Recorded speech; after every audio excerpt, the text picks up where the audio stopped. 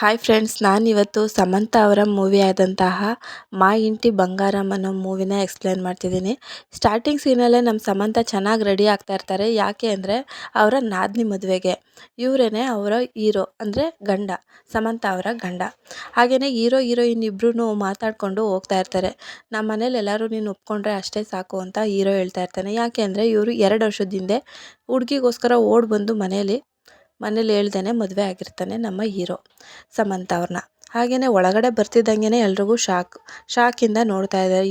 ಇವಳಿಗೋಸ್ಕರ ಓಡೋದ್ನಾ ಅಂತ. ಅವ್ರ ಅಮ್ಮನೇ ಇವಳು, ಹೀರೋ ಅವರ ಅಮ್ಮ. ಇವಳು ಅನ್ಕೋತಾ ಇರ್ತಾಳೆ, ಇವಳು ಯಾವ ಜಾತಿನೋ ಏನು ಅಂತ ಎಲ್ಲ ಪಿಸು ಪಿಸು ಅಂತ ಮಾತಾಡ್ಕೊಳ್ತಾ ಇರ್ತಾರೆ ಸಮಂತಾ ಬಗ್ಗೆ. ಅವಳು ಎಲ್ಲಿಂದ ಕರ್ಕೊಂಡು ಬಂದೆ, ಏನು ಮಾಡ್ತಿದ್ಲು ಅಂತ ಎಲ್ಲ ಪ್ರಶ್ನೆಗಳ ಮೇಲೆ ಪ್ರಶ್ನೆ ಕೇಳ್ತಾ ಇರ್ತಾಳೆ. ಇಲ್ಲೂ ಕೂಡ ಸಮಂತಂಗೆ ಅದನ್ನೇ ಕೇಳ್ತಿದ್ದಾರೆ. ಅಡುಗೆ ಮಾಡೋಕ್ಕೆ ಬರುತ್ತಾ, ಹಾಡು ಹೇಳೋಕ್ಕೆ ಬರುತ್ತಾ, ನೀನೇನು ಮಾಡ್ತಿದ್ದೆ, ನಿಮ್ದು ಯಾವ ಜಾತಿ, ಈ ಥರ 1000 ಪ್ರಶ್ನೆನ ಸಮಂತ ಕೇಳ್ತಿರ್ತಾರೆ. ಅವಳಿಗಂತೂ ತಲೆ ಕೆಟ್ಟೋಗ್ತಿರ್ತದೆ. ಇವ್ರಿಗೆಲ್ಲ ಏನು ಆನ್ಸರ್ ಮಾಡೋದು ಅನ್ನೋದೇ ಗೊತ್ತಾಗಲ್ಲ. ಹಾಗೆಯೇ ನೀನು ಎಲ್ಲಿದ್ದೆ ಇಷ್ಟು ದಿನ ಅಂತ ಪೊಲೀಸ್ ಎನ್ಕ್ವೈರಿ ಮಾಡೋ ಥರ ಅವ್ರ ಇದನ್ನ ಕೇಳ್ತಾವನೆ. ಇವನು ಹೀರೋ ಅವ್ರ ತಮ್ಮ. ಹಾಗೆಯೇ ನೆಕ್ಸ್ಟ್ ನೋಡೋದಾದರೆ ಅವಳು ಬಂದು ಗಂಡನ ಹತ್ರ ಹೇಳ್ಕೊಳ್ತಾ ಇರ್ತಾಳೆ, ನೋಡಿ ನಮಗೆ ಈ ಥರ ಎಲ್ಲ ಕೇಳ್ತಿದ್ದಾರೆ ನಿಮ್ಮ ಮನೆಯವರು, ಒಂದಾದ್ಮೇಲೆ ಒಂದೊಂದು ಪ್ರಶ್ನೆಗಳನ್ನ ಕೇಳಿದ್ರು ಕೂರಿಸಿ. ಹಾಗೆಯೇ ನೆಕ್ಸ್ಟ್ ಡೇ ಅವಳು ತುಳಸಿ ಪೂಜೆ ಮಾಡಬೇಕಾಗಿರುತ್ತೆ. ಅದಕ್ಕೆ ರೆಡಿಯಾಗಿ ತರಾತುರಿಲಿ ಬರ್ತಾಳೆ ನಮ್ಮ ಸಮಂತಂಗೆ ಸೀರೆ ಉಡೋದು ಕೂಡ ಬರೋದಿಲ್ಲ. ಹಾಗೋ ಈಗೋ ಹೇಗೋ ಸೀರೆ ಸುತ್ಕೊಂಡು ಬರ್ತಾಳೆ. ಅಲ್ಲಿ ನೋಡಿದ್ರೆ ಅವರ ಅತ್ತೆ ಬೊಟ್ಟಿಡು ಅಂತ ಹೇಳ್ತಾಳೆ. ತುಳಸಿ ಗಿಡಕ್ಕೆ ಬೊಟ್ಟಿಡು ಅಂದರೆ ಅವ್ರ ಅತ್ತೆಗೆ ಇಡಕ್ಕೆ ಹೋಯ್ತಾಳೆ ಮಹಾತಾಯಿ ನಮ್ಮ ಸಮಂತ. ಹಾಗೆಯೇ ಹೀರೋಯಿನ್ ನೋಡ್ತಿದ್ದಂಗೆ ನೆಕ್ಸ್ಟು ಇನ್ನೊಂದು ಹೀರೋಯಿನ್ ಬರ್ತಾಳೆ. ಅವಳು ಸೆಕೆಂಡ್ ಹೀರೋಯಿನ್ ಅಂತಲೇ ಹೇಳ್ಬೋದು. ಯಾಕೆ ಅಂದರೆ ಅವಳೇನೆ ವಾರ್ಗಿತಿ.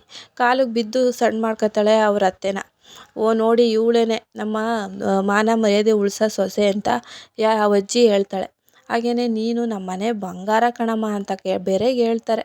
ಅದಕ್ಕೆ ಸಮಂತ ಬಂದು ಗಂಡನ ಜೊತೆ, ನೋಡು ಹಿಂಗೆಲ್ಲ ಹೇಳಿದ್ರು, ನಾನು ಹಿಂಗಾದ್ರೂ ಮಾಡಿ ಇವ್ರ ಮನೆಯವ್ರ ಪ್ರೀತಿಯೆಲ್ಲ ಸಂಪಾದಿಸ್ಬೇಕು ಅಂತ ಯೋಚನೆ ಮಾಡ್ತಿರ್ತಾಳೆ. ಇವಳಿಗೆ ಹೂವು ಕುಟ್ಟಕ್ಕೂ ಬರಲ್ಲ. ಅವಳು ನೋಡಿದ್ರೆ ಚಾಂಪಿಯನ್ ಥರ ಎಲ್ಲ ಕೆಲಸ ಮಾಡ್ತಿರ್ತಾಳೆ ವಾರ್ಗಿತಿ. ಹೂವು ಕಟ್ಟಿ ಸಾಕು ಅಂದ್ಬಿಟ್ಟು ಕಿತ್ಕೊಬಿಡ್ತಾರೆ. ಇಲ್ಲಿ ನೋಡಿದ್ರೆ ಫ್ರೆಂಡು ಫೋನ್ ಮಾಡಿ ಕೇಳ್ತಾವಳೆ, ನೋಡೇ ಬಂದ್ಬಿಡೆ, ನನಗೋಸ್ಕರ ಬಾರೆ, ನಾನು ಇಷ್ಟೊಂದು ಕಷ್ಟಪಡ್ತಿದ್ದೀನಿ ಇಲ್ಲಿ, ನನ್ನ ಅಡುಗೆ ಮಾಡೋಕ್ಕೂ ಕೂಡ ಬರೋದಿಲ್ಲ, ಯಾವುದೂ ಬರೋದಿಲ್ಲ, ನಾನು ತಿಳ್ಕೊಳ್ಳೇಬೇಕು, ನಾನು ಕಲ್ತ್ಕೊಂಡು ಮನೆಯವ್ರ ಪ್ರೀತಿ ಸಂಪಾದನೆ ಮಾಡಬೇಕು, ಪ್ಲೀಸ್ ಬಾ ಅಂತ ಕೇಳ್ಕೊಳ್ತಾವಳೆ ನಮ್ಮ ಹೀರೋಯಿನ್ನು. ಅದಕ್ಕೆ ಫ್ರೆಂಡು ಆಗಲ್ಲ ಅಂತ ಹೇಳ್ತಾವಳೆ.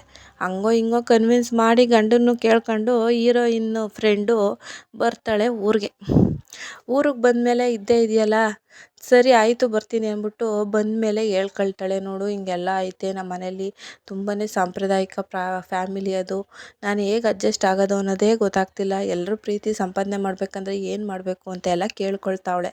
ಹಾಗೆಯೇ ನನಗೆ ಅಡುಗೆನೇ ಮಾಡೋಕ್ಕೆ ಬರಲ್ವಲ್ಲ, ಏನು ಮಾಡೋದು ಅಂತ ಅಂದಾಗ ಫ್ರೆಂಡೇನೆ ಅಡುಗೆ ಮಾಡಿ ಇವಳಿಗೆ ಕೊಟ್ಕೊಳ್ತಾ ಇರ್ತಾಳೆ ಪಾರ್ಸಲ್ನೆಲ್ಲ ನೋಡ್ಬಿಟ್ಟು ಮನೆಯವ್ರಿಗೆ ಆಶ್ಚರ್ಯ, ಇದೇನು ಇಷ್ಟೊಂದು ಅಡುಗೆ ಮಾಡಿಬಿಟ್ಟವಳಲ್ಲ ಇವಳು, ಹೆಂಗೆ ಮಾಡಿದ್ಲು, ನನಗೇನೆ 1-2 ಮಾಡೋಷ್ಟೊತ್ತಿಗೆ ಸಾಕಾಗುತ್ತೆ ಅಂತಾಳೆ ಅತ್ತೆ.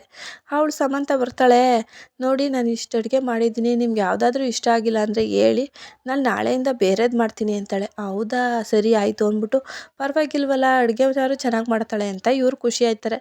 ಇಲ್ಲಿ ಫ್ರೆಂಡ್ ಹತ್ರ ಬಂದು ಹೇಳ್ತಾಳೆ, ತುಂಬಾ ಖುಷಿ ಪಟ್ರು ಕಣೆ ಅಂತ. ಇಲ್ಲಿ ಹೀರೋವ್ರ ತಂಗಿ ಮದುವೆ ಮಾಡ್ಕೊಳಕ್ಕೆ ಬಂದಿರ್ತಾರಲ್ಲ, ಆ ಸಂಬಂಧಿಕರೆಲ್ಲ ಮನೆಗೆ ಬಂದಿರ್ತಾರೆ. ಹಾಗೆಯೇ ಇವ್ರು ಅಡುಗೆ ಮಾಡೋಕ್ಕೆ ಅಂದ್ಬಿಟ್ಟು ಸಂತೆಲಿ ಹೋಗಿ ಸಾಮಾನು ತರಕ್ಕೆ ಹೋಗ್ತಾರೆ. ಯಾರೋ ಒಬ್ಬ ಪರೋಡಿ ಅವ್ರನ್ನೇ ಹಿಂಬಾಲಿಸ್ತಾ ಇರ್ತಾನೆ. ಆಮೇಲೆ ಇದು ಹೆಂಗೋ ಗೊತ್ತಾಗ್ಬಿಡ್ತದೆ ಸಮಂತ ಯಾರನ್ನ ಹಿಂದೆ ಫಾಲೋ ಮಾಡ್ತಾ ಇರೋದು ನೀನು ಅಂತ ಗುರಾಯಿಸ್ಕೊಂಡೆ ಕೇಳ್ತಾಳೆ. ನೀನು ಝಾನ್ಸಿ ತಾನೇ ಅಂತ ಅನ್ನೋಷ್ಟರಲ್ಲಿ ಅವಳು ಹೋಯ್ತಾ ಇರಬೇಕು ಇಲ್ಲಿಂದ, ಕಣ್ಣು ಮುಚ್ಕೊಂಡು ಓಡೋದೆ ಸರಿ, ಇಲ್ಲ ಅಂದರೆ ನಿನ್ಗೆ ಆಚಾರ ನೆಟ್ಕಿರಲ್ಲ ಅಂತ ಬೈದು ಕಳಿಸ್ಬಿಡ್ತಾಳೆ ಸಮಂತ. ಅವನು ಎದ್ದೋ ಬಿದ್ದೋ ಅಂದ್ಕೊಂಡು ಓಡೋಗ್ತಾನೆ. ಆಮೇಲೆ ಇಲ್ಲಿಗೆ ಬಂದು ಗರುಡ ಅಂತ ರೌಡಿ ಇವನೊಬ್ಬ, ಇವನ ಹತ್ರ ಹೇಳ್ತಾವನೆ, ನೋಡು ನಾನು ನೋಡಿದೆ ಝಾನ್ಸಿನ, ಹಿಂಗಾಯ್ತು ಹಂಗಾಯ್ತು ಅಂತ ಹೇಳ್ತಾವನೆ. ಅವಳೇನಾರ ಝಾನ್ಸಿ ಆದರೆ ಖಂಡಿತ ನಿಮಗೆ ಹೊಡೆದಾಕ್ತಾಳೆ, ಇವತ್ತು ನೈಟೇನೆ ಅಟ್ಯಾಕ್ ಮಾಡಿ ಅವಳನ್ನ ಅಂತ ಕಳಿಸ್ತಾನೆ ಗರುಡ. ಆಮೇಲೆ ಇವ್ರು ಬಂದು ನೈಟೇನೆ ಅವಳಿಗೆ ಅಟ್ಯಾಕ್ ಮಾಡ್ತಾರೆ. ಅಲ್ಲಿ ನೋಡಿದ್ರೆ ಚೆನ್ನಾಗಿ ಕಲ್ತಿರ್ತಾಳೆ ವಿದ್ಯೆಗಳನ್ನೆಲ್ಲನೂ ಬಾರಿಸ್ಕೆಡಗ್ಬಿಡ್ತಾಳೆ ಅವಳು ರೌಡಿಸಮ್ ಮಾಡಿಕೊಂಡು. ಎಲ್ಲರನ್ನೂ ಧೂಳಿಪಟ ಮಾಡಿಬಿಡ್ತಾಳೆ ನಮ್ಮ ಹೀರೋಯಿನ್ನು. ಆಮೇಲೆ ಮನೆಗೆ ಹೋಗ್ತಾಳೆ ಎಲ್ಲರನ್ನೂ ಫಿನಿಶ್ ಮಾಡಿಬಿಟ್ಟು. ಇದರಿಂದನೇ ಗೊತ್ತಾಗೋಗುತ್ತೆ ಇವಳು ಝಾನ್ಸಿನೇ ಅಂತ. ಹಾಗೆಯೇ ಅವನು ಬಂದು ಹೇಳ್ತಾನೆ, ಅವಳು ಯಾರೂ ಅಲ್ಲ, ಝಾನ್ಸಿನೇ ಅವಳು, ನನಗೆ ಗೊತ್ತಾಗೋಯ್ತು ಅವಳು ಝಾನ್ಸಿನೇ ಅಂತ ಹೇಳ್ತಾವನೆ. ಅದಕ್ಕೆ ಹೌದಾ ಹಾಗಿದ್ರೆ ಒಂದು ಪ್ಲ್ಯಾನ್ ಮಾಡು, ಸಿಲಿಂಡ್ರಲ್ಲೆಲ್ಲ ಬ್ಲಾಸ್ಟ್ ಮಾಡು. ನಮ್ಮ ಜೈಲಲ್ಲಿರೋ ಕೈದಿಗಳು 15 ಜನ ಸತ್ತೋದ್ರು ಅಂತ ಅಲ್ಲಿ ಪುಕಾರ್ ಹಬ್ಸು. ಹಾಗೆಯೇ ನಾನು ಸತ್ತೋದೆ ಅಂತ ಎಲ್ಲರಿಗೂ ಗೊತ್ತಾಗಬೇಕು ಅಂತ ಪ್ಲ್ಯಾನ್ ಮಾಡ್ಕೊಳ್ತಾರೆ. ಪ್ಲ್ಯಾನು ಕೂಡ ತುಂಬ ಚೆನ್ನಾಗಿ ಸಕ್ಸಸ್ ಆಗುತ್ತೆ. ಅವ್ನು ಬೇರೆ ಬಂದ್ಬಿಡ್ತಾನೆ. ಇಲ್ಲಿ ನೋಡಿದ್ರೆ ಅಳ್ತಾವಳೆ ಫ್ರೆಂಡು. ಏನಾಯಿತು, ಯಾಕೆ ಅಳ್ತಿದ್ಯಾ ಅಂತ ಕೇಳಿದಾಗ, ನೀನು ಇಷ್ಟೊಂದು ಫೈಟ್ ಮಾಡೋದು ಎಲ್ಲಿ ಕಲಿತೆ, ಯಾರು ನೀನು ಕರೆಕ್ಟಾಗಿ ಹೇಳು, ನನ್ನ ಫ್ರೆಂಡಾ ನೀನು ಅಂತ. ಆಮೇಲೆ ಫ್ಲ್ಯಾಶ್ ಬ್ಯಾಕ್ ಹೋಗುತ್ತೆ. ಹೌದು, ನಾನು ಚಿಕ್ಕದ್ರಲ್ಲಿ ನಿನ್ನ ಫ್ರೆಂಡೇನೆ, ಆದರೆ ಈಗ ಆಗಿಲ್ಲ ಅಂತ ಹೇಳ್ತಾಳೆ. ಅಲ್ಲಿಂದ ಸ್ಟಾರ್ಟ್ ಆಗುತ್ತೆ. ನಿನ್ನೇನೋ ಒಬ್ಬರು ಒಳ್ಳೆಯವ್ರು ಕರ್ಕೊಂಡೋದ್ರು, ಆದರೆ ನನಗೆ ಅಲ್ಲಿ ತುಂಬಾ ನರಕ ಅನುಭವಿಸ್ತಿದ್ದೆ. ಅಲ್ಲಿ ವಾರ್ಡ್ ಬಾಯ್ ಕೂಡ ಸರಿ ಇರಲಿಲ್ಲ. ಅನಾಥಾಶ್ರಮದಲ್ಲಿ ಹುಡುಗಿರ ಜೊತೆ ಮಾಡ್ತಿದ್ದ ಬಿಹೇವಿಯರ್ ನನಗೇನು ಇಷ್ಟ ಆಗ್ತಿರ್ಲಿಲ್ಲ. ಅದರಿಂದ ಎಷ್ಟೋ ಸಲ ಒಂಟಿಯಾಗಿ ಅಳ್ತಿದ್ದೆ. ಸ್ವಲ್ಪ ದೊಡ್ಡವಳಾದಮೇಲೆ ನಾನು ಆ ಒಂದು ಅನಾಥಾಶ್ರಮನ ಬಿಟ್ಬಿಟ್ಟು ಬಂದುಬಿಡ್ತೀನಿ. ಆಮೇಲೆ ಆ ಲಾಡ್ಜಲ್ಲಿ ಕೂಡ ಕೆಲ್ಸಕ್ಕೆ ಸೇರ್ಕೋತೀನಿ. ಅಲ್ಲಿ ಹೋಗೋರು ಬರೋರು ಎಲ್ಲ ನನ್ನ ಬಗ್ಗೆ ತುಂಬಾ ಕೆಟ್ಟದಾಗಿ ನಡೆಸ್ಕೊಳ್ತಿದ್ರು ಅಂತಲೇ ಹೇಳ್ತಾಳೆ ಸಮಂತ. ಹಾಗೆಯೇ ಹೀಗೆ ಕೆಲಸ ಮಾಡ್ತಿರುವಾಗ ಅಲ್ಲಿಗೆ ಒಂದು ಉಗ್ರವಾದಿಗಳ ತಂಡ ಬರುತ್ತೆ. ಅದು ಯಾರ್ಯಾರು ತಪ್ಪು ಮಾಡ್ತಾರೆ ಅವ್ರನ್ನ ದಂಡಿಸೋವಂತಹ ತಂಡ. ಅದರಲ್ಲಿ ಹುಡುಗೀರು ಕೂಡ ಇರ್ತಾರೆ. ಹಾಗೆ ಹುಡುಗೀರು ತುಂಬಾ ಫೈಟ್ ಮಾಡೋದಾಗಿರ್ಬೋದು, ಅವ್ರಿಗಿರೋ ಧೈರ್ಯ ಎಲ್ಲ ಇವಳಿಗೆ ತುಂಬಾ ಇಂಪ್ರೆಸ್ ಮಾಡ್ತಾರೆ. ಅದರಿಂದನೇ ಇವಳು ಅವ್ರ ಗುಂಪನ್ನೇ ಸೇರ್ತಾಳೆ ನಮ್ಮ ಸಮಂತ.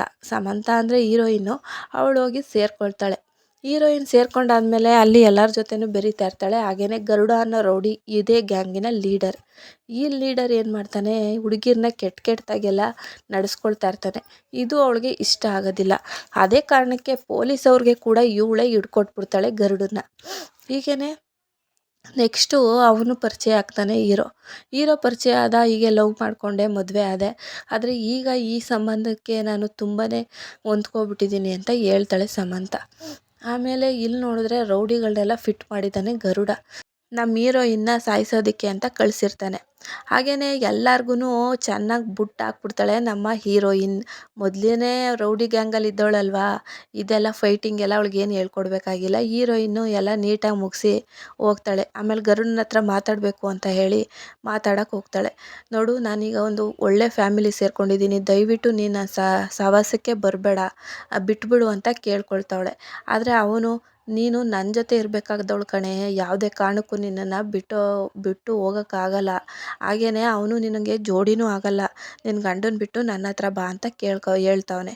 ಇಷ್ಟ್ರ ಮೇಲೂ ನೀನು ಒಪ್ಕೊಳ್ತಿಲ್ಲ ಅಂತ ಅಂದರೆ ಅದೇನಾಗುತ್ತೋ ನಾನು ನೋಡೇ ಬಿಡ್ತೀನಿ ಅಂತ ಸಮಂತ ಚಾಲೆಂಜ್ ಮಾಡಿ ಹೊರಡ್ತಾಳೆ. ಇಲ್ಲಿ ನೋಡಿದ್ರೆ ಮದುವೆಗೆ ಎಲ್ಲ ತಯಾರಿ ಮಾಡ್ಕೊಳ್ತಿದ್ದಾರೆ. ನಾಳೆ ಅರಿಶಿನ ಶಾಸ್ತ್ರ, ನಾಳೆ ಅದು ಮಾಡಬೇಕು ಇದು ಮಾಡಬೇಕು ಅಂತ ಮಾತಾಡ್ಕೊಳ್ತಾ ಇದ್ದಾರೆ. ಸಮಂತಾಗೆ ಇದೆಲ್ಲ ಕೇಳಿಸ್ಕೊಳ್ತಾಳೆ. ಹಾಗೆ ಮುಂದೆ ಏನಾಗುತ್ತೋ ನೋಡೋಣ ಅಂದ್ಬಿಟ್ಟು ಸುಮ್ಮನಾಗ್ತಾಳೆ. ಹಾಗೆಯೇ ಇಲ್ಲಿಗೇ ಬಂದ್ಬಿಡ್ತಾನೆ ಗರುಡ. ಕೈಗೆ ನೀರು ಬಿಡ್ತಾ ಇರ್ತಾಳೆ. ನೋಡು, ನಿನ್ನ ಗಂಡ ನಿನ್ಗೆ ಸೂಟ್ ಆಗಲ್ಲ, ಈಗಲೂ ಬಂದ್ಬಿಡು, ನಿನ್ನ ಫ್ಯಾಮಿಲಿಗೆ ಏನೂ ಮಾಡಲ್ಲ ನಾನು, ನಿನ್ನ ಫ್ಯಾಮಿಲಿ ಬಿಟ್ಬಿಡ್ತೀನಿ, ಬಾ ನಾನು ನೀನು ಹೋಗೋಣ ಅಂತ. ಆದರೆ ನಮ್ಮ ಸಮಂತ ಯಾವುದಕ್ಕೂ ಒಪ್ಪೋದಿಲ್ಲ. ಹಾಗೆ ನೀನು ಬೇಗ ಹೋಗು ಅಂದ್ಬಿಟ್ಟು ಹೇಳ್ತಾ ಇರ್ತಾಳೆ. ಇಲ್ಲಿ ಪೊಲೀಸ್ ಹೆಂಡ್ತಿ ನೋಡ್ತಾವ್ರೆ. ಇದನ್ನೆಲ್ಲ ಅಬ್ಸರ್ವ್ ಮಾಡ್ತಾ ಇರ್ತಾರೆ ಅವರು ಕೂಡ. ಹಾಗೆಯೇ ಇದನ್ನೆಲ್ಲ ಸತ್ಯ ಎಲ್ಲನೂ ಗಂಡನ ಹತ್ರ ಹೇಳ್ಬಿಡ್ತಾಳೆ ನಮ್ಮ ಹೀರೋಯಿನ್ನು. ಆದರೆ ಆ ಗಂಡ ಒಳ್ಳೆಯವನಾಗಿದ್ದ ಕಾರಣಕ್ಕೆ, ನೀನು ಮಾಡಿರೋದೆಲ್ಲ ಒಪ್ಕೊಳ್ತೀನಿ ನಾನು, ಪರವಾಗಿಲ್ಲ, ಆಯಿತು, ಈ ತಪ್ಪನ್ನೆಲ್ಲ ಕ್ಷಮಿಸಿದ್ದೀನಿ ಅಂದ್ಬಿಟ್ಟು ಕರ್ಕೊಂಡು ಹೋಗ್ತಾನೆ ನಮ್ಮ ಹೀರೋಯಿನ್ನ. ಹಾಗೆಯೇ ಹೀರೋಯಿನ್ನು ಸರಿ ಆಯಿತು ಅಂದ್ಬಿಟ್ಟು ಹೊರಡ್ತಾರೆ. ಇಲ್ಲಿ ನೋಡಿದ್ರೆ ನಾಳೆಗೆ ಈ ದೇವಸ್ಥಾನದಲ್ಲಿ ಪೂಜೆ ಅಂತ ಮಾತಾಡ್ಕೊಳ್ತಾ ಇದ್ದಾರೆ. ಹಾಗೆ ಇವಳು ಪ್ಲ್ಯಾನ್ ಮಾಡಿ ಗರುಡನ್ನ ಪೊಲೀಸವ್ರಿಗೆ ಇಟ್ಕೊಟ್ಟಿರ್ತಾಳೆ. ಆದರೆ ಅವನು ಪ್ಲ್ಯಾನ್ ಮಾಡಿ ಮತ್ತೆ ತಪ್ಪಿಸ್ಕೊಂಡ್ಬಂದ್ಬಿಟ್ಟಿರ್ತಾನೆ ಗರುಡ. ಇಲ್ಲೆಲ್ಲ ಸಿದ್ಧತೆ ಮಾಡ್ಕೊಳ್ತಾವ್ರೆ. ಇಲ್ಲಿ ದೇವಸ್ಥಾನಕ್ಕೆ ಬೇರೆ ಬಂದರು ಪೊಲೀಸವನ ಜೊತೆಲಿ. ಹಾಗೇನೆ ಎಲ್ಲರೂ ಬಂದಿರ್ತಾರೆ. ಕಾರಲ್ಲಿ ಓಡಿಸ್ಬೇಕಾದ್ರೆ ಮೈದನನ್ನೇ ಸೈಡಿಗೆ ತಳ್ಳಿಬಿಟ್ಟು ಅವಳು ಹತ್ತು ಕೂತ್ಕೊಳ್ತಾಳೆ ಡ್ರೈವಿಂಗ್ ಮಾಡೋಕ್ಕೆ. ಎಲ್ಲರೂ ಕರ್ಕೊಂಡು ಹೋಗ್ತಾ ಇರ್ತಾರೆ. ನಿಮಗೆ ಗೊತ್ತಿಲ್ಲ, ಬನ್ನಿ ನಾನು ಕರ್ಕೊಂಡು ಹೋಗ್ತೀನಿ ಒಳ್ಳೆ ರೂಟಲ್ಲಿ ಅಂದ್ಬಿಟ್ಟು. ಹಾಗೆ ಎಲ್ಲರೂ ಕಾಪಾಡಿ ಕರ್ಕೊಂಡು ಬರ್ತಾಳೆ ಫೈಟ್ ಮಾಡಿಕೊಂಡು. ಹೀರೋಯಿನ್ ನೋಡಿದ್ರೆ ಇಲ್ಲಿ ಎಲ್ರಿಗೂ ಭಯ ಆಗ್ತಿದೆ. ಯಾಕೆ ಅಂದರೆ ಇಷ್ಟೊಂದೆಲ್ಲ ಫೈಟ್ ಹೆಂಗೆ ಮಾಡಿದ್ಲು ಇವಳು ಅಂತ. ಹಾಗೆಯೇ ಸಮಂತ ಕೂಡ ಅವಳ ಜೀವನದ ಕಥೆ ಎಲ್ಲ ಹೇಳ್ತಾಳೆ. ನನಗೆ ಒಂಟಿ ಜೀವನ ಸಾಕಾಗಿತ್ತು, ಅದಕ್ಕೋಸ್ಕರನೇ ನನಗೂ ಒಂದು ಫ್ಯಾಮಿಲಿ ಬೇಕು ಅಂತ ಆಸೆ ಪಟ್ಟೆ, ಇದೆಲ್ಲ ತಪ್ಪಾ ಅಂತ ಜೋರಾಗಿ ಅಳಕ್ಕೆ ಸ್ಟಾರ್ಟ್ ಮಾಡಿಬಿಡ್ತಾಳೆ. ಸೆಂಟಿಮೆಂಟ್ಗೆ ಇವ್ರ ಫ್ಯಾಮಿಲಿಯವರೆಲ್ಲ ಕರಗಿ, ಸರಿ ಆಯಿತು ಬಿಡಮ್ಮ, ನೀನು ನನ್ನ ಫ್ಯಾಮಿಲಿ, ನೀನು ನನ್ನ ಮುದ್ದು ಸೊಸೆ ಅಂತ ಎಲ್ಲರೂ ಕೂಡ ಒಪ್ಕೊಳ್ತಾರೆ. ಅವಳ ಅತ್ತೆ ಕೂಡ ಇವಳನ್ನ ಒಪ್ಕೊಳ್ತಾಳೆ. ಅದೇ ನೈಟು ಅಲ್ಲಿ ಫೈಟಿಂಗ್ ನಡೆಯೋದಕ್ಕೆ ನಡೆಯೋಕ್ಕೆ ಶುರುವಾಗಿರುತ್ತೆ.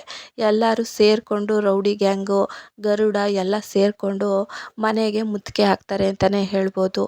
ಎಲ್ಲರೂ ಒಂದೊಂದು ಪ್ಲ್ಯಾನ್ ಮಾಡಿಕೊಂಡು ರೌಡಿಗಳಿಗೆ ಮಣ್ಣು ಮುತ್ತಿಗಿಸ್ತಾ ಇರ್ತಾರೆ. ಒಬ್ಬೊಬ್ಬರು ಒಂದೊಂದು ಕಡೆ ಏನೇನು ಮಾಡಬೇಕು ಅನ್ನೋದನ್ನು ಪ್ಲ್ಯಾನ್ ಮಾಡಿರ್ತಾಳೆ ನಮ್ಮ ಹೀರೋಯಿನ್ನು. ಹಾಗೆಯೇ ಹೀರೋಯಿನ್ನು ಟಾರ್ಗೆಟ್ ಮಾಡೋದು ಎಲ್ರನ್ನೂ ಹೊಡಿತಾ ಇರ್ತಾಳೆ. ಎಲ್ರನ್ನೂ ಹೊಡೆದು ಬಿಸಾಕ್ತಾ ಇರ್ತಾಳೆ ಅಂತಲೇ ಹೇಳ್ಬೋದು. ಫಸ್ಟೇ ರೌಡಿ ಅಲ್ವಾ, ಅದರಿಂದ ಚೆನ್ನಾಗೇ ಫೈಟ್ ಮಾಡೋದು ಕಲ್ತ್ಬಿಟ್ಟಿರ್ತಾಳೆ ನಮ್ಮ ಸಮಂತ. ಲಾಸ್ಟಲ್ಲಿ ರೌಡಿ ಬಂದು ಚಾಕು ಹಾಕ್ಬಿಡ್ತಾನೆ ಸಮಂತಂಗೆ. ಆದ್ರೂ ಕೂಡ ಬಚಾವಾಗಿ ಮತ್ತೆ ಹುಷಾರಾಗಿ ಬರ್ತಾಳೆ ನಮ್ಮ ಸಮಂತ.